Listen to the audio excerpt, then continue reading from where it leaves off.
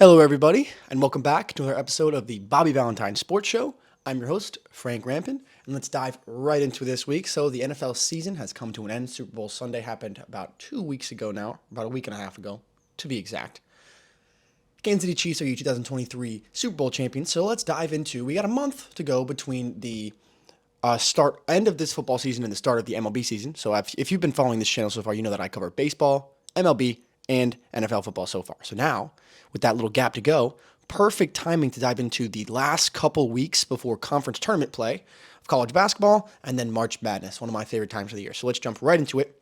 Week 16 AP poll just came out for college basketball. So we're about 15 and a half weeks through this college basketball season with about 2.5, 3 to go. So early March is when those conference tournaments are going to start. Make sure you catch those. And then after that, Selection Sunday, March 17th. So under a month to go between now and Selection Sunday. We'll have our brackets developed by then. And then that Thursday, the tournament starts. So diving right into it, we'll get into the weekly recap starting off this year's March Madness college basketball coverage. So this year, the 2023-2024 season for college basketball has been the year of the upset.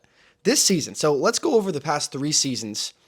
AP top 10 teams on the road versus unranked opponents, excuse me. So we're going to look at over the past 3 years, 21-22, 22-23 last year, and then this year, the record and the winning percentage of teams in the top 10 against unranked teams on the road. So 21-22, so 2 years ago, total of 55 wins and 20 losses, good for a win percentage of 733.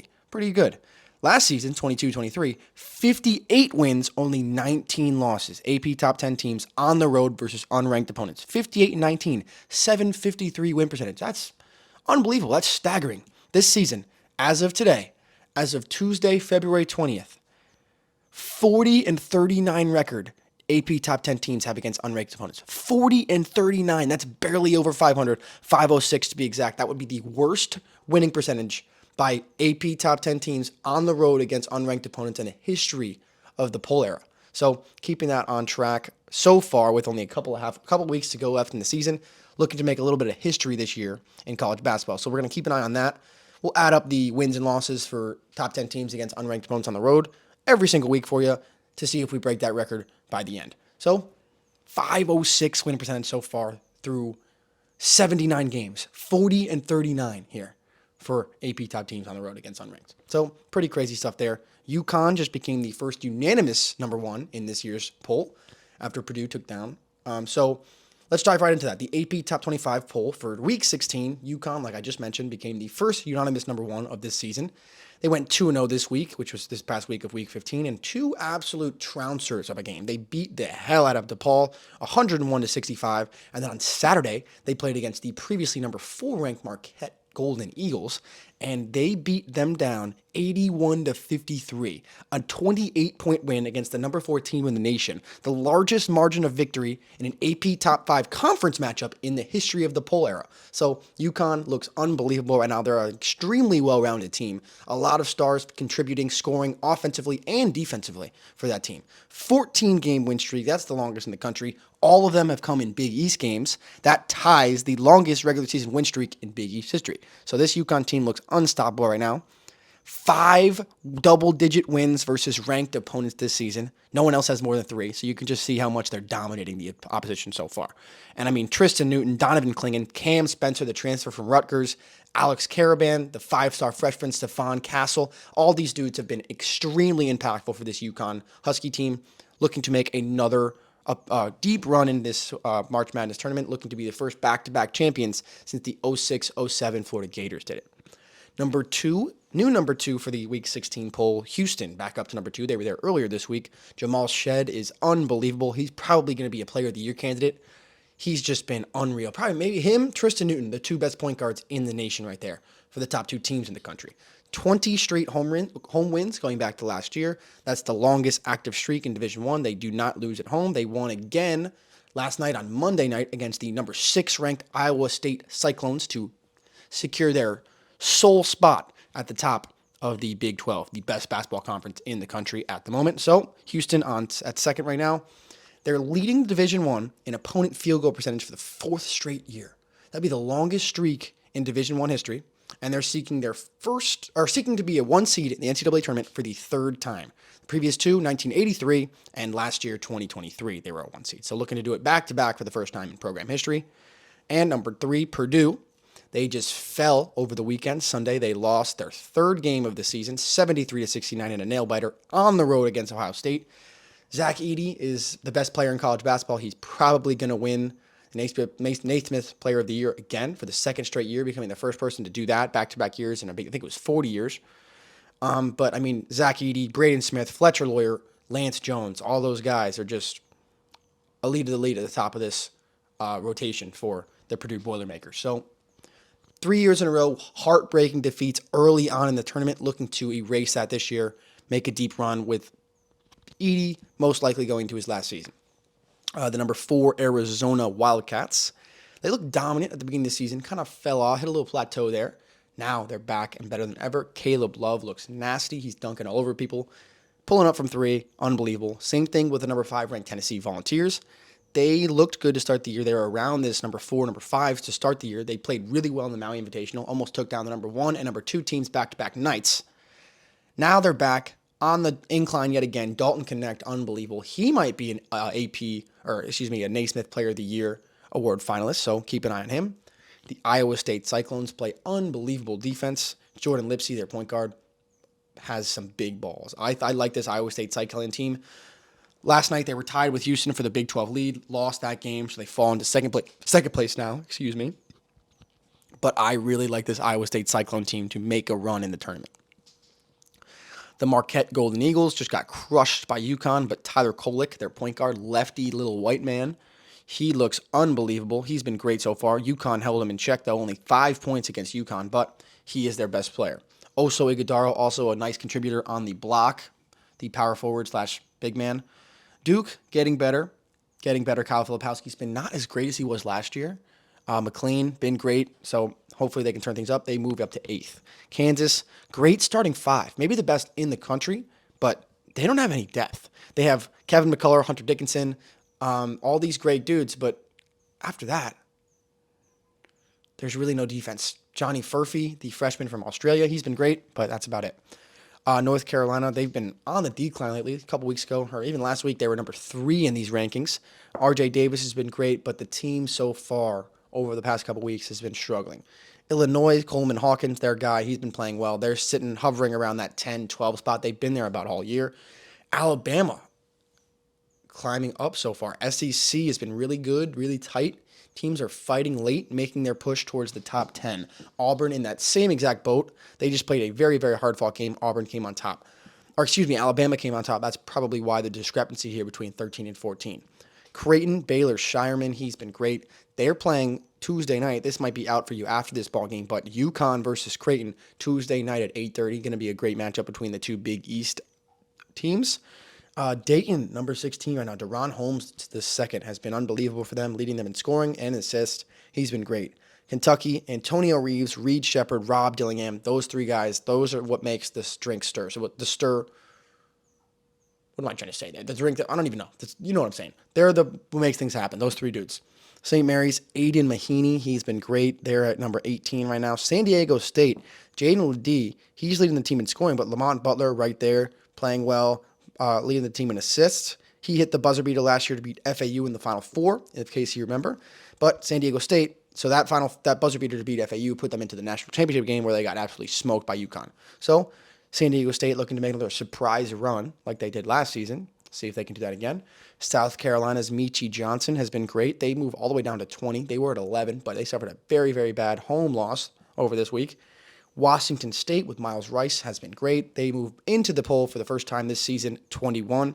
Colorado State, Isaiah Stevens, they've been a very big surprise, along with the entirety of the Mountain West. The Mountain West going to have 6, possible 7 teams headed to the tournament this year. Unbelievable. Colorado State was ranked early on in the year. Hit a little bit of struggles when they started playing conference play in the Mountain West, but back at 22. Texas Tech, Pop Isaacs is very good. The Big 12, like I said, very tight. Texas Tech, another one of those teams that plays good defense, can hang around for a whole game. Similar to an Iowa State, in my opinion, but Iowa State, I think, a little bit more firepower. Florida, Walter Clayton Jr. has been their leading scorer. He's been good. They've been very, very good as of late. jumping into the rankings for the first time this year. And number 25 will be Purdue. Jackson Robinson has been good. They've been hovering around that 18 to 25 spot kind of all year. They've been playing very good, had a couple of statement wins early on, struggling a little bit recently, but still in there at 25. So there's the AP top 25 rankings for week 16. We'll update you every week on those, and we're going to go into our play of the week. So this one comes from Vanderbilt, Texas A&M, a little bit of SEC play during the week here. Texas A&M and Wade Taylor IV, an interesting little tournament team they are because of him. Wade Taylor IV dropping 40 points a couple times earlier this year.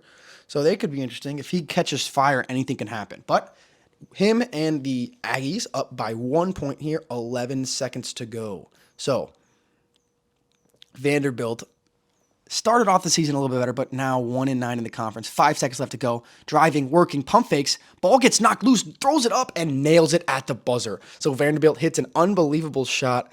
Ezra Mannion hits this unbelievable shot. When you watch it live, it almost looked like a travel. I thought he went up and down, and they're like, wait, what? That's a travel. But once you see the replay, you can see the defender for A&M knocked the ball out of his hand midair. He grabs it as he's coming down, floats it up at the last second, puts it in at the buzzer. And look at, you see right here, he goes up, ball gets knocked away, he gathers, fires it up at the buzzer, nails it, and he's right there, laying on the ground, having a great time, mobbed by his teammates. So Vanderbilt gets their second win in the conference this week. Heartbreaking loss for the Aggies, hurting their tournament chances greatly. So moving from the play of the week to the game of the week now. Touched on this a little bit, but let's watch the highlights now. Sunday, the previously number 2 ranked Purdue Boilermakers take on the Ohio State Buckeyes at Ohio State. So let's keep in mind here that this was Sunday, right? Today's the 20th, so it was the 18th. Sunday, February 18th, this game happened. On the 14th, Wednesday, Valentine's Day, Ohio State fired their head coach. Chris Holtmann fired Wednesday on Valentine's Day, replaced by the assistant head coach, Jake Diebler. So his first game as the Ohio State Buckeyes head coach in 7 years, keep in mind, because Chris Holtmann's been there for 7 years. Jake Diebler comes in. He's got to play the number 2 team in the country, probably the 2-time double back-to-back player of the year in Zach Edey, 4 days after becoming the head coach. So good luck, Jake Diebler, going against the number 2 team in the country just 4 days after you become the head coach. But let's pick it up here. Early on in the ball game, Purdue leading 5-0. Braden Smith driving into the post here to Trey Kaufman-Wren. Hits the and one as he's getting pulled. So strong finish there from Kaufman-Wren. That was an and one. He hits the free throw 8-0 early on Purdue. So a good start for the Boilermakers. On top, scoring this first 8 points of this ball game. So Bruce Thornton returns with a jumper of his own, getting the first points of the game for the Buckeyes. And one, he hits the free throw 8-3, excuse me. So Purdue, 12-8 the lead now. Braden Smith lobs one up to Zach Edey, who brings it down. Good finish by him and the foul. So Edey and Smith connection going early. 16-14 ball game now. Ohio State with the ball. Austin Parks. Roddy Gale slams it to tie it up at 16. So 16 apiece here. Lance Jones, the top of the key. Over to Braden Smith, to Edey, who flushes it home. And the big man, he's just unstoppable when he gets that close to the rim. You got nothing you can do about it. Unreal stuff there from Edey. So Purdue lead by 1, 28-27. Pass inside to Austin Parks, who lays it in for the lead. So Ohio State takes the lead late here in the first half, and they're going to go into halftime on top by 5, 35-30. So Ohio State, through 20 minutes, looking to take down the number 2 team in the country in the Purdue Boilermakers. So second half action here. Ohio State with the ball. Roddy Gale Jr. lobs it up to Zed Key, who throws it down. So 5-point lead still early in the second half for Ohio State. Frantic possession here. Edey loses it, scramble for it. Tip back into play. Eventually, Jamison Battle gets it. Over to Dale Bonner, back to Battle for 3, nails it. So Jamison Battle hits a big 3 here for Ohio State. as Lawyer turns it over. Battle again for three. The lefty nails it. So a couple huge shots here late in this second half from Jamison Battle, extending this Ohio State lead.